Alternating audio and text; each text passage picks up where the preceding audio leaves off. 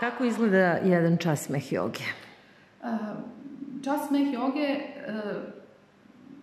nema pravila kako bi trebao da izgleda, bazira se na dečjoj razigranosti i na smehu, na toj vrcelosti iz očiju.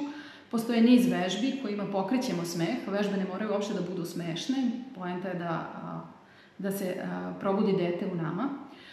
Prave se kombinacije između tih vežbi i vežbi disanja i na kraju bi trebalo da se odredi jedna kratka meditacija da bi se stišali, pošto smeh ubuđuje centralni nervni sistem i možemo da se osetimo previše, kako bih vam rekla, uzbuđeni, treperavi, da nam celo telo treperi od tolikog smeha, tako da meditacija na kraju časa smeha joge služi upravo da stišamo tu energiju da bi mogli danas da obavljamo ostale aktivnosti. Kaže se, smeh je pola zdravlja. Da li je to tačno i kako smeh utiče na zdravlje? Još 60. godina rađena su istraživanja sa pacijentima koji su imali teška oboljenja. Imali su kontrolnu grupu i grupu koja se smejala, odnosno svakog dana po 30 minuta su im puštali tadašnje videokasete, odnosno filmove sa smehom, komedije. Posle godinu dana ustanovljeno je da je grupa koja se smejala ima mnogo bolje rezultate zdravstvene slike, počeo od toga da je snižen šećer, snižen je pritisak, poboljšana cirkulacija, čak su se ljudi izlečili od depresije, tako da je to samo jedno od brojnih istraživanja. Njega sam se prvog setila zato što se uglavnom navodi kada se priča o smeh jogi.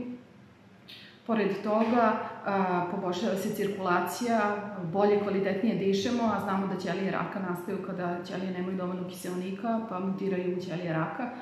Smeh je upravo takva vrsta tehnike koja dovodi puno kiseonika u naše telo.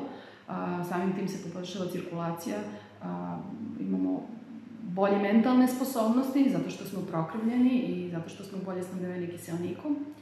Luče se endorfini, morfini, unutrašnji opijati koje naše telo luče kada je u bolu ili kada je srećno. To su kombinacije oksitocin, serotonin i dopamin.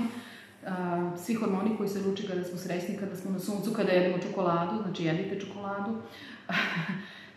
Tako da povećava se, odnosno poboljšava se imunni sistem i ima još mnogo dejstava, ali to mora da se proba. Kako smeh utiče na naš um i na naše telo?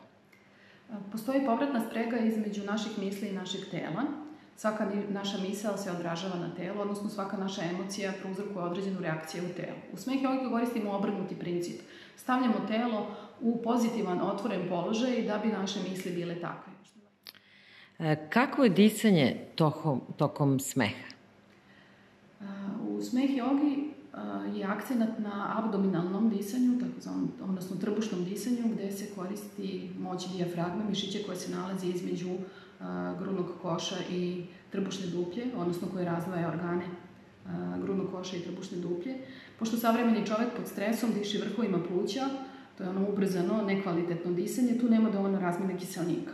U smehu se koristi upravo to, trbušno disanje, kada vam se svim organi mućkaju i dobijaju neku prirodnu masažu, tako da automatski dublje dišete i povećavate kapacitet pluća. To je opet, vraćamo se na onu priču da što je veći kapacitet pluća, to je više kiseonika u našoj cirkulaciji i bolje su nam sve telesne funkcije. Da li možemo i sami da radimo smeh jogu ili isključivo u grupama? Lakše je sigurno u grupi, zato što vas smeh pokrene, ali to nije opravdanje da se ne smejete sami. Ja se smejem svaki dan 3. godinu i nemam društvo za smeh, ali se smejem. Ne treba mi podstrekač, dovoljno je da pustim smeh iz sebe, tako da možemo sami da se smejemo, pogotovo ako nemamo grupu u koju ćemo otići, ili ako nemamo dovoljno vremena, što je današnja problematika savremenog čoveka, uvek izgovori da nema dovoljno vremena čak ni za sebe, ni za svoje zdravlje. Tako da, možemo da se smejemo sami.